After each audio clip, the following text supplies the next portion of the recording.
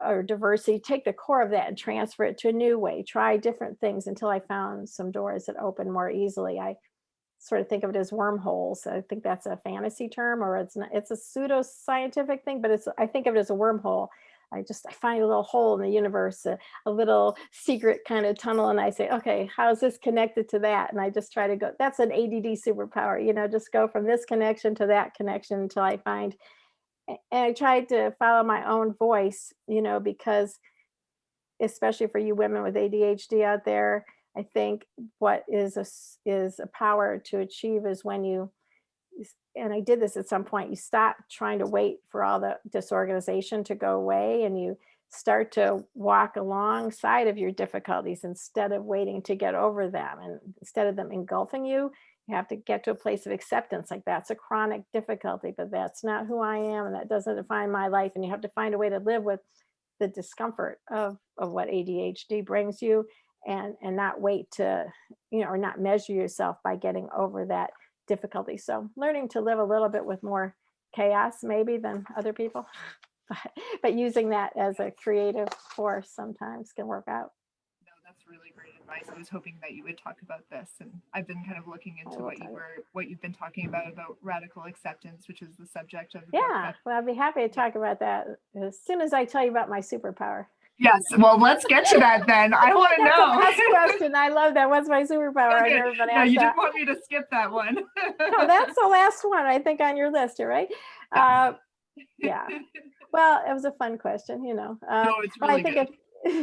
Yeah. Well, I think of X-ray vision, ability to see people beneath the chaos. I talk about neuro bigotry. Sometimes we're judged by, what people can see on the surface, versus I think my superpower as a therapist is ability to see people underneath that chaos. And another superpower is actually my inability to do things the regular way.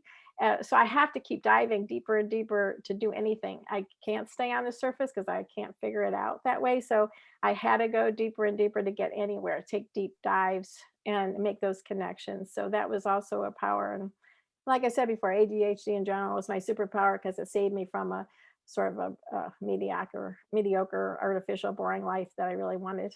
They say in some of these books on girls, I think it was one of the books said, girls who can conform do conform, and I wanted to, and I couldn't. So here we are. Well, we're thankful for it. All right, let's go on with those questions that will lead into everybody else's questions. Yeah, absolutely. Let's do that. So I wanted to talk a little bit about your approach as a therapist when you are working with adults with ADHD. Like, how would you describe that? Right, that's definitely evolved over the 30 years. And, and like I said recently, I don't like to even talk about ADHD because I think it's so limiting, and it's more neurodiversity. It's like we're all different, everybody, all human beings are different. And I think if we just see people as just ADHD, it's a very narrow box. So I like to see people as whole people. We have challenges, we have strengths, and then we have our core sense of self, who we are as people, our sensitivity, our humor, determination, whatever it is about that defines you. That's really what's going to make the difference for you. So I like to think about people versus pathology, or who you are as a self, not just a bunch of symptoms. And so that informs my approach. Like I said before, this sort of like some of the principles from acceptance commitment therapy or radical acceptance has made me, has put a frame for me around some of the ways I approach women, especially with ADHD. That radical acceptance would tell you that there's a difference between pain and suffering. And I think that's an important thing to understand when you have any kind of adversity or difficulty. And we can think of ADHD as a chronic difficulty, and it's painful at times, and it's frustrating, and it's hard to get on with things with it. And that's all true. And it's real, and it's part of what we have to deal with. We have to untangle our brain from who we are as people, but we have to accept that we have, a different kind of brain. What turns all that stuff into suffering is, oh my God, what's wrong with me? I'm a loser. This is terrible. It's all my fault. how can I stand this? I've got to get over this, or I'm no good to anybody. All those other things, all those other narratives of what causes the suffering. So that's a really important way to think about this. It's real, and we have to use strategies and get medication or coaches or organizers, find your tribe. But that's different from who you are as a person, how you measure your worth. And when you can separate those two things, you can have a much easier time in life. So I work a lot with shame, and it's amazing, people, women really respond to you being able to see them as whole human beings, and to they've never often have somebody be able to see them and value them so that they can start to internalize that new voice. And I think that's what happens when I work with women a lot. They internalize a new valuing voice about themselves. So they see themselves through a different lens. So that's what I would hope women can find therapists or coaches or whoever it is that they're working with to help them start to really not just how am I going to get organized, but how am I going to take up more space in the world? How am I going to use my voice to be seen and heard, even though I continue to have these difficulties? Talk about that in the book. So it's not like a reductionistic thing. It's not like I'm this or I'm that, or I'm going to wait until this or that. You just have, this is your life right now. You got to get on with it, deal with what you're dealing with and get help for it. But so that's basically my view of people, I think, informs my approach to therapy right now with women. Yeah, absolutely. Well, and I can appreciate too that this is a kind of a. I'm having a little trouble hearing you. Sorry, maybe I mumbled a little bit there as I was forming my thoughts. Well, when you get close to the microphone, yeah, it helps. Well, I was just going to say, I think maybe, and I've heard you talk about it before, just with this idea that somehow you need to be fixed, where that's not what it is. I appreciate what you're saying about this idea about having to live with the things that are your reality, but that there's still a way forward to achieve goals that you have and to be very successful. Yeah, I mean, acceptance doesn't, a lot of people are afraid of that word. They think it means resignation or settling for something less. It's just being different is not less than or worse than. It's just really valuing who you are as different kind of people, Yeah. very bright, smart people, incredible people often. But you can't, what women do is do this toxic comparing with other women. No matter how successful these women are that I deal with, they still, in therapy, when push comes to shove, they're still asking, how do other women do it? Or why can't I be like them? Or why are they, they have this idealized image of what it means to be a good enough woman, mother, friend, partner. And they're constantly comparing themselves to an image that they're not going to meet, and that is not necessarily really what they want. They don't really want to get, you shouldn't really want to get over who you are. You want to reveal more and let that emerge of who you really are. Yeah, no, absolutely. I know that there's a lot of people that I speak to that have received late diagnosis and having ADHD. And a question that I often hear is about how do you move forward with that? What's the plan? Like, people want a plan. They want to know how to navigate from there. And so anything you might have advice-wise on that? I know that that's a broad question. No, it's true. Women most likely usually do have late diagnosis. And that's why it's so complex for women, because when you don't grow up understanding who you are, why you're having difficulties, you have a strong sense of being wounded almost, or almost traumatized by these. You don't know how to operate safely in the world because you don't know what's going on. You might have been successful, you might have been smart or had structure, and maybe you didn't hit a wall till much later. Often when you go to college, or when you get married, or when you work, or you try to do all those things, at some point your executive function difficulties aren't keeping pace with other people of your same education, even, or IQ. Or so at some point you hit a wall, or hormonally you hit a wall.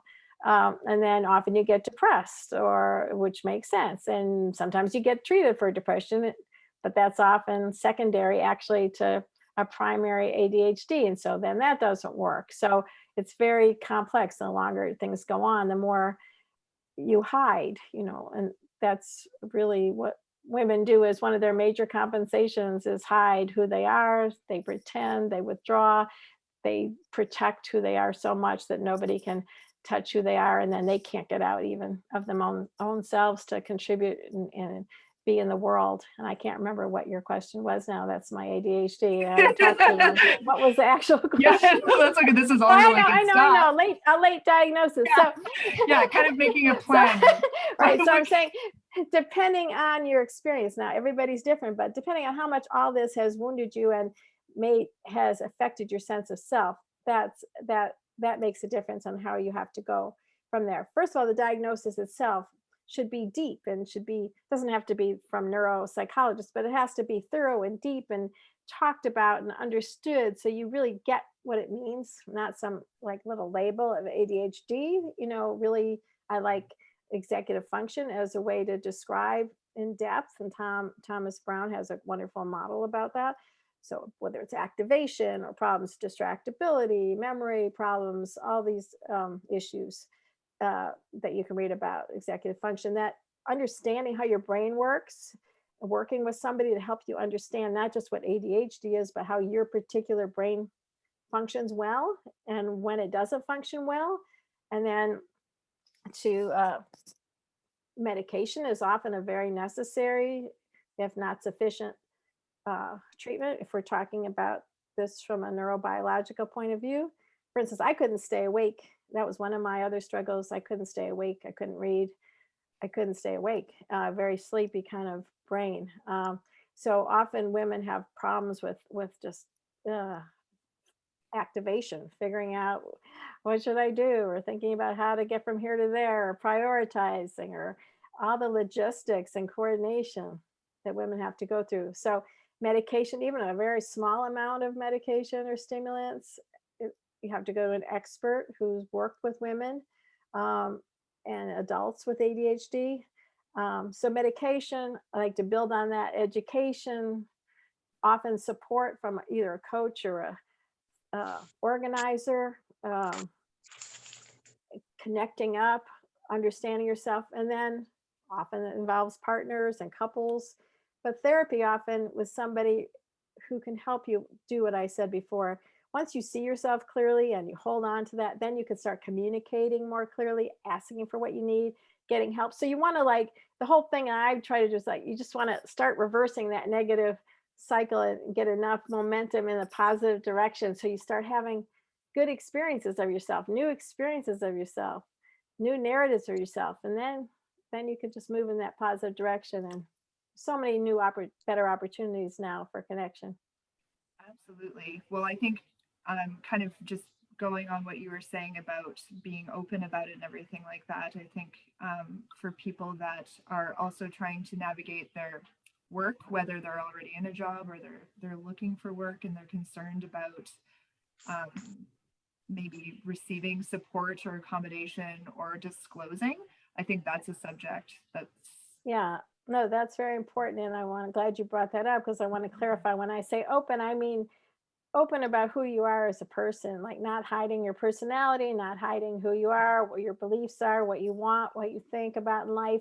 I didn't mean go out and tell everybody you have ADHD. And even at work or in your personal life, I think it's much more important to learn to, instead of disclosing to everybody, to describe your difficulties and say what you need, ask for what you need, and also put that in the context of your strengths. Like, I get so lost in my work because I'm so interested in this. If you could just stop by and, get me for the meeting over there, or, whatever it is, like, oh, I really want to listen to what you're saying, but I can't listen with all this noise. Let's meet, next week for coffee and really talk. When you can start to couch what you need, but in a strength-based context, that's the first thing. So just describing what you need and asking for what you need. Eventually you can ask for accommodations, but that only works in a very safe environment. So if the whole place is great and they like you and they value you and you need an accommodation, that's when that works out. But if it's a toxic environment anyway, it's probably not a good place for you to stay. And you have to That's your bottom line. You have to make your life work and go from that. Not like, how can I twist myself in a pretzel to make myself, fit in there? Because it's not sustainable. So, how do I need to work? What kind of environment do I do well in? Where do I thrive? And go from there. Oh, that's great advice. Absolutely. So another thing that I wanted to ask you about, just before we kind of turn things over to chat, is relationships. And so maybe some of the things that you find come up and are a concern for people, or things that people are trying to work through. Yeah, I mean, relationships are it. In my book, Journeys to Adulthood, it's like about, oh, understanding your own identity and who you are, but then you have to do it in the world with other people. That's when it gets a little tricky. And relationships, whether they're friends who you feel like, oh, I can't remember to return their emails or their calls. And so I'm just going to never talk to them again because they're going to hate me. And you withdraw from that, or whether it's work and you just withdraw because you're afraid of all the overwhelm of showing who you are. But especially in intimate relationships, there's a big power differential often. And sometimes women with ADHD, they're always attracted to like engineers or people who are very organized, and it all works out at first. And then people become polarized, and you get into a I'm right, you're wrong thing. And women with ADHD often find themselves, giving up power or letting themselves be in more toxic relationships or globally painted or dismissed. And so learning to communicate, learning to value yourself, it all starts from that first. And then from there flows boundaries and communication and healthy sense of self. And that, if it starts from inside that, your relationships are going to improve because you're going to be able to tell people what's not okay, and you're going to actually expect and respect, mutual respect in relationships, like any relationship. So that's sort of the bottom line for women with ADHD, to value their own differences enough so that they can't be weaponized against you. That's super important. Well, I think that this might be the time to turn it over to the chat, because I'm already seeing a bunch of questions. And so just to kind of put it out there to preface before you get going with answering questions, you work specifically with adults, and you aren't a doctor or a coach or an organizer, but therapy is your forte. But I work with all those people in my team to help create a whole. That's right. Working together. Yeah. Excellent. All right. Hi, Anne Marie. I see people I know there. Excellent. All right. So the first question here: do you have some advice for someone recently diagnosed with ADHD to strike a balance between ADHD in the workplace, being motivated by creative, neurodiverse drives in a neurotypical world, and suffering that friction? Could you say that again? A little slower? Absolutely. I'll slow it down. Do you have some advice for someone who's recently diagnosed with ADHD to strike a balance between ADHD and the workplace, being motivated by creative, neurodiverse drives in a neurotypical world, and suffering that friction? Yeah, how to live in a neurotypical world. I mean, that's what I think about a lot lately, and I sort of mentioned it before. We all, as minorities, any minority group has to learn how to be successful in a majority culture without sacrificing their own sense of self and dignity, I guess, is the answer. And you want to learn to communicate with people who are neurotypicals. It's a skill, but without sacrificing your own style or your own creativity. So if you have to strike a balance, and anybody does. And so you have to find that line for you. Is this a place that's where I can get a lot of my needs, where I can be seen somewhat, where I can develop and grow? Or do I need to, can I get some accommodations? Is there somebody here who can help me, uh, you know, grow and develop and achieve and be seen? Or is this a place that's just a bad fit for me? And that doesn't mean that they're bad or I'm bad, but this is not a good fit for me. And so it depends on that balance for you. If this is something your creativity is completely stifled and you can't get those needs met outside of work, uh, then you might have to consider a different work environment. So we're always walking a very fine balance, I think, with ADHD, between trying to be successful and yet not trying to put ourselves into some very small box that's not sustainable. And only you can really figure that out. But you can't do it alone. You're gonna need help of an organizer or a coach or a group, someone to help you with fill in some of your gaps and to like a lot of people find they really do much better without being in a corporate world or do much better as an entrepreneur and they have a lot of creative ideas, but all those organizational issues that come up as an entrepreneur are very daunting for women with ADHD. And so I work with a lot of women now. Now they're finding a lot of help from online virtual assistants. The world has changed now with the pandemic. So you might really need to find outside help for some of the things that can support you to be a creative entrepreneur, for instance, or to be on your own, which might be a better fit in some ways, but give you other challenges. So the next question we have here was from Amy about what was the agency name again? I'm assuming maybe you're referring to what Sari was talking about earlier on. I don't know if you want to put in the chat. Well, I didn't say that. I mean, that was a long time ago, and I don't know. I mean, that was a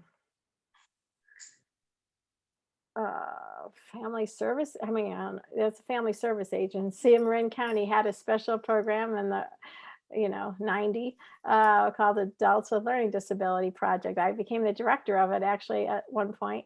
I have no idea if it's still there, but that was before ADD.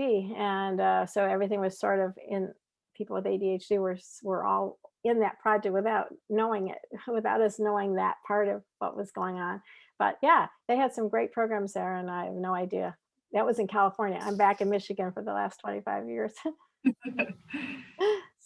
So another question here is, how is the ADHD experience different for women than men? Can you discuss the difference between men's experiences versus women's?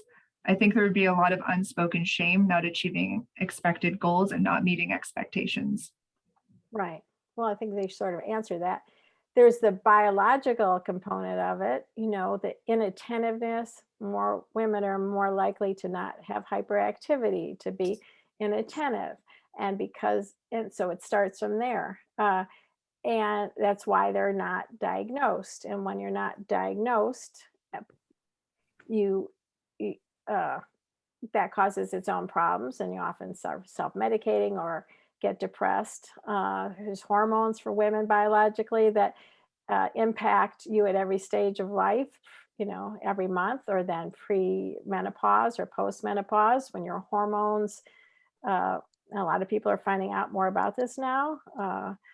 For instance, when your estrogen drops at menopause, that affects your dopamine, which makes your symptoms worse. So every stage of life, the hormones are a big deal. So biologically, there's a lot of differences, but then culturally, women are impacted by all the same messages that women in general are impacted with. And these become some of the tools that women use, not to their great advantage, but to protect them emotionally, by people pleasing, by internalizing their difficulties versus acting them out. So maybe more anxiety or depression that other people can't see, hiding their difficulties, maybe doing really well at school because they're just so compensated and holding everything together so well, giving up a lot of things of their own needs, any pleasure or fun or relationships.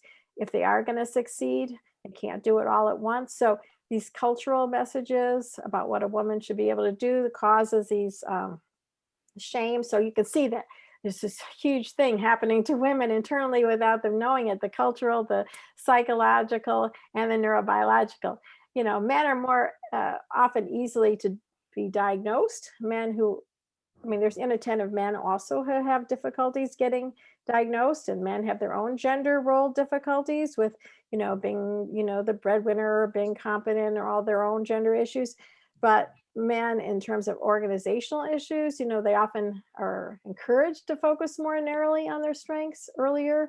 They often have more people, even today, helping them more, whether at work or at home. At least it used to be like that. And even now, if they're doing more tasks, there's still women are doing more of the emotional labor, as my friend just wrote a book about emotional labor that women do. So and then men don't take that into their identity. Okay, I'm disorganized. They don't. It doesn't mean anything about them as people, and they don't think people are judging them by the way their house looks or anything like that.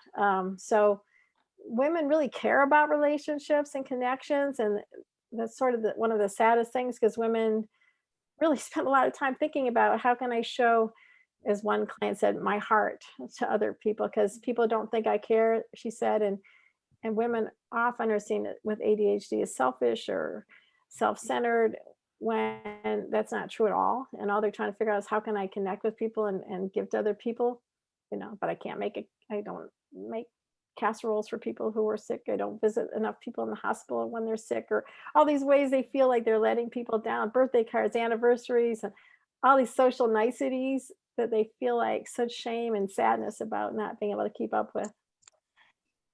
That was a long answer for that question. No, that's okay. I think that there's something for everyone in all of your answers. It's really good. Well, another question is, someone would like to know the best way to reach out to discuss working with you for professional mentoring. Oh, okay. I like that. I'm doing more of that. I mean, my goal is to help more people at that level professionally who can help other people. Just got to figure out how to, because there's so few people helping women with ADHD, that I'm working a lot with women mental health professionals with ADHD, so that they can help other women. So professional mentoring is, yeah, you can just write to me at Sari@SariSolden.com, and we'll see what we can figure out. Awesome. Okay, next question. First, also, someone made a comment that they really appreciated what you said about letting the pain guide you in your path, which is great advice. Yeah, it really helped me. Yeah, absolutely. Next question.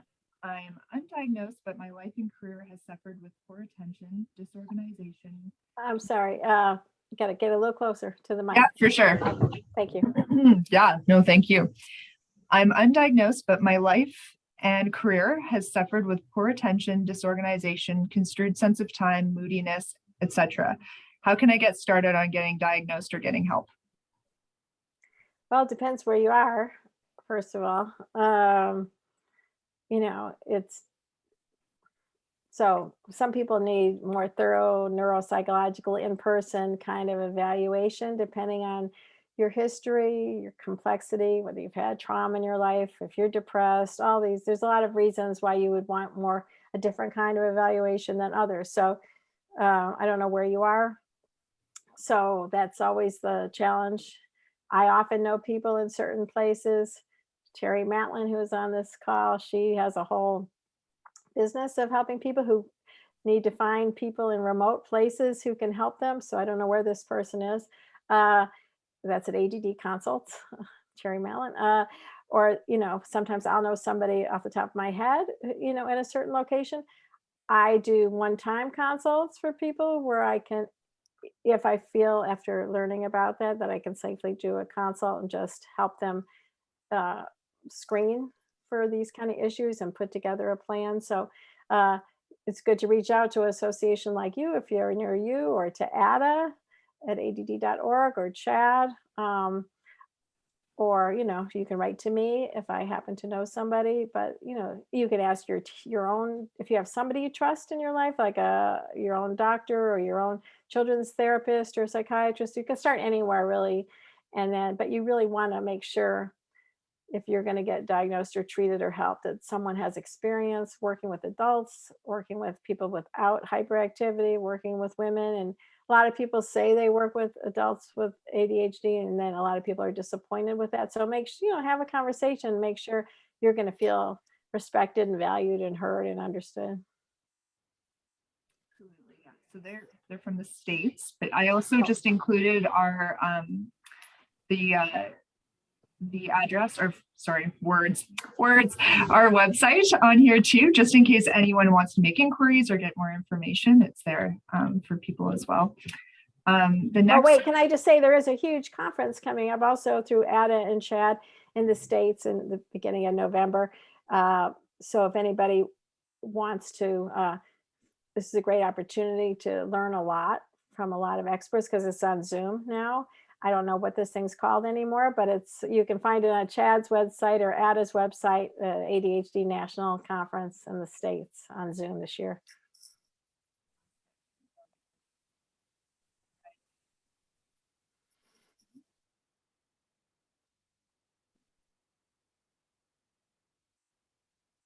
what resources are available for? I can't hear you. There. Apologies. What resources are available for a teenage girl with ADHD? I don't know what you mean by resources. Again, it depends where you are, but there's a great book, Understanding Girls with ADHD is a great place to start with my friend Ellen Littman, who wrote an updated version of that with Kathy Nadeau and Patty Quinn. It was like a great book that really takes you through every year of life of a girl with ADHD through the teenage years. And I think that's a great place to start. So that's what I would do. Plus those organizations that I already mentioned in terms of I don't personally work with teenagers, and it depends really where you are at. Because for help for a teenager, it'd be great to have help right where you are at. So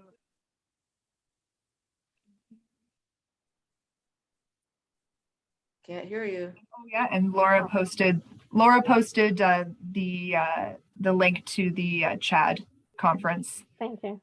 Yeah, that's great. And I'm sure there's a lot of sessions. Well, I don't know if that's, yeah, because it's CHAD. It should be a lot of sessions for teenagers too. ADA, let me just say, is it's for adults. And it's always been a very, pro-strength only adult organization.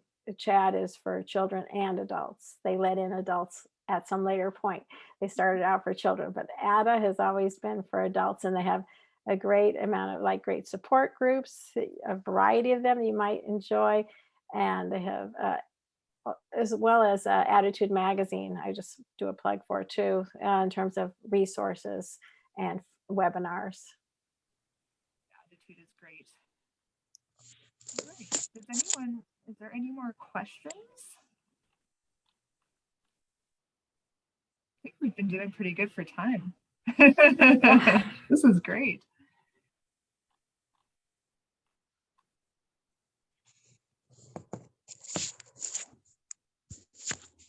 You're going to have to improvise, Jennifer.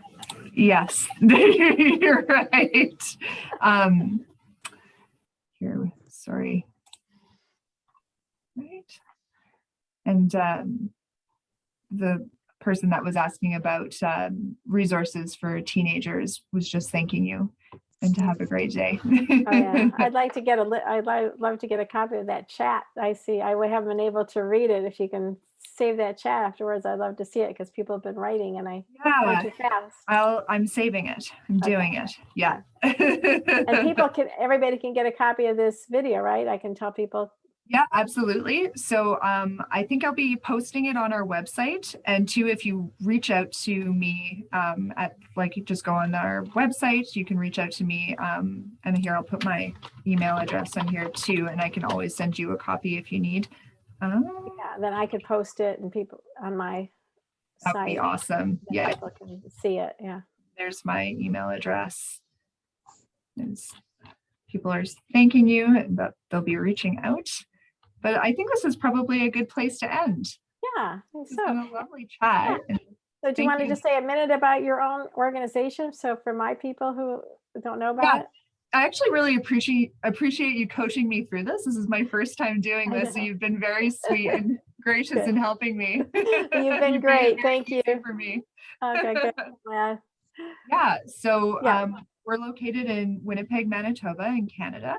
And we are a nonprofit organization that provides resources and programs for children all the way through adults with ADHD and learning disabilities.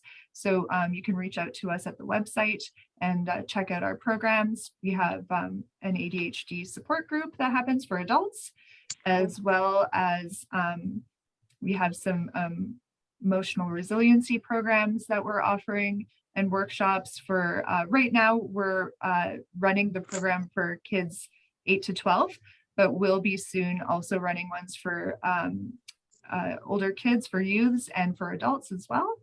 And yeah, all sorts of different things. So if you want to reach out to us, we would love to work with you. And yeah, I'd say that's some of the. And can I just ask, because I have a lot of clients now in Canada, so do you have a lot of Zoom things going on for people who aren't in Manitoba, but who are in Canada, for instance? Our ADHD support group is online. We also hope to have some in-person ones coming up soon.